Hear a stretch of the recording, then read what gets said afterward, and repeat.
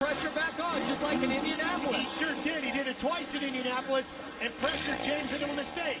And now he's following lines that James Stewart is laying down. And look at Stewart snapping out of that corner. Reed not giving up easily here at all tonight. You don't become a two-time titleist by giving up. Here it is. He shoots from the outside. A little burst of speed there. Takes the inside line. Let's take another look at it. Watch how he just rockets out of that outside. And just, I mean, he was totally committed, Ralph. If Chad hadn't pulled up there, those riders would have came together. Could have been devastating for both of our championship contenders. Stewart out front, but look at this. I mean, Reed is not giving up yet, Jeff. He's doing everything he can to hang in there and follow Stewart. Last lap around, James Stewart is 0.4 of a second faster than Chad Reed. Here's the battle for third. Josh Grant on the 33, just in front of Andrew Short. And Jason Lawrence on the 338 in fifth in his second ever Supercross appearance. Jason Lawrence, a wild child here, putting in a phenomenal ride here once again as he's closing up. Remember, he's ridden very few races this year. He's entered in the West Coast Lights Championship. Didn't even complete all, or didn't start all of those races. Rode Daytona. Now he's back here, so he's just really winging this. This is all natural talent here that Jason Lawrence is working off of. Jeff, I still think as we watch this battle for third continuing with these three riders, the traffic is going to come into play here as this main event wears on. We're not even to halfway yet. And when James and Chad and these guys start working their way through traffic, that can definitely impact the outcome here. There's no doubt about it. And I'm telling you, Stewart is going to catch some lappers here in about this next lap. And the battle for third continues as James Stewart leads here in St. Louis with Chad Reed chasing it. Lewis trying to win 2 races in a row, one a week ago in New Orleans. Has taken the lead away, the third rider to lead here tonight. And look at him just scrubbing the speed as he clears all these different obstacles. Through the section that gave him fits earlier tonight. Stewart just running very smooth. Here's Ivan Tedesco. Tedesco's back in 6th. And we go back to Stewart. Let's go back and take a look at our progressive whole shot replay. And you're going to see a bunch of blue bike as they go into the first turn, but it's 33 Josh Grant who muscles his way through. He gets on the brakes hard. He's in the white gear. You see him on the inside. He's muscling around. Just takes it from Carpenter and Lawrence. Look at how far back Stewart was at that point. Reed was too, and both riders picked their way through so aggressively on that first lap, and it was just 3 or 4 laps before they were in the lead. I'm telling you, both riders have put in great main events here. We're about halfway through. James Stewart slowly pulling away. He's got 2 seconds right now over Reed, and he's not doing it with one big jump. He's doing it a 10th here, a 10th on this lap, a couple of tenths on the other lap. So he's very slowly creeping away from Chad Reed. You see the San Manuel Yamaha riders, mechanics, I'm sorry, cheering him on right now. And what can you say about James Stewart? He was fastest qualifier, just had a disastrous heat race where it looked like he was really unfocused, but he's doing what champions do. They regroup.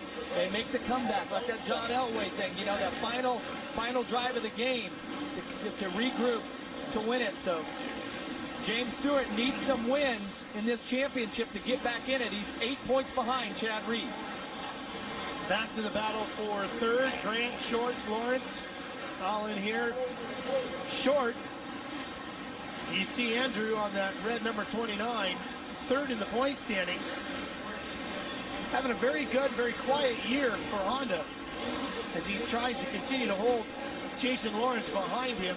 Those two fighting over 4th place. Well, and that's one of the issues that, you know, with Andrew Short is he's so solid. He's a nice guy, you know, great personality. He's a fantastic Supercross racer.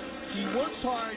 But, like you said, the word quiet. He's very quiet about what he does. He needs a win to propel himself and to build that confidence to where he makes a lot of noise instead of just being out there quiet. But Aaron, he has been the best of the Honda riders this year. He most definitely has, the most consistent. But one of his teammates, Ivan Tedesco, the number 9, he had mentioned to me that this week all of the Honda riders went to California the bikes, which they normally do, but this time it's a little bit different.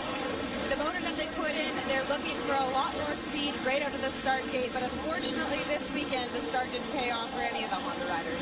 Now for the factory guys, Short is doing the best. He's in 4th, Tedesco's in 6th, and Millsap's got to come through the last chance qualifier is in 8th, and Short really has his hands full with Jason Lawrence. And James Stewart is down! James Stewart is down, and he's having trouble getting the bike going. Chad Reed is taking over the lead. Let's see if the bike starts. He kept it running. This is exactly what he cannot afford. James Stewart is going to see a bunch of points slip away. He's got 6 laps, 5.5 laps to try to get as many positions back as he can and maybe retake the lead. Let's see what happened to him. This is just coming out of the whoops as he steps up here. See, he gets a little bit nice, pretty clean through there as he goes to step up on this. Oh, man. Wow. It looked like the bike lost the drive. He did get hit there. There goes Reed. Not sure if he missed the shift or whether that kicker, as you step up onto that tabletop, what happened there. But the bottom line is he made another critical mistake here tonight when he's been so fast and so good. Now he's handed the lead over to the current points leader, Chad Reed. That's 3 points towards the championship. And Reed leads it. Stewart is in 2nd. Grant is in 3rd. So the good thing for James, he didn't lose that many spots. He's 9.5 seconds behind Reed with about 5 laps to go. Well, and for those mathematicians out there, you work it out with 6 races to go coming into this race, or 6 to go. You know, assuming that Reed and Stewart go 1-2 till the end of the championship, for Reed to protect his championship points lead, he needed to win 2 of the last 6. This could be 1 on his way to 2 to guaranteeing the championship. Now, of course, there's a lot of racing to go. I'm not gonna go there, but mathematically speaking, this is what we're talking about. 4 laps remaining here. Oh boy, and look at James pushing it now, trying to make that ground back up. And James Stewart, he's one of those riders, he is so incredible on the bike. And I've talked with many of the team managers, the industry insiders around the pits. Stewart is mind-blowing. Every one of them says the same thing, that Stewart rides right on that fine line between brilliant and crashing. Tonight, he was brilliant, and then he made a mistake. Chad Reed, the 2-time champion,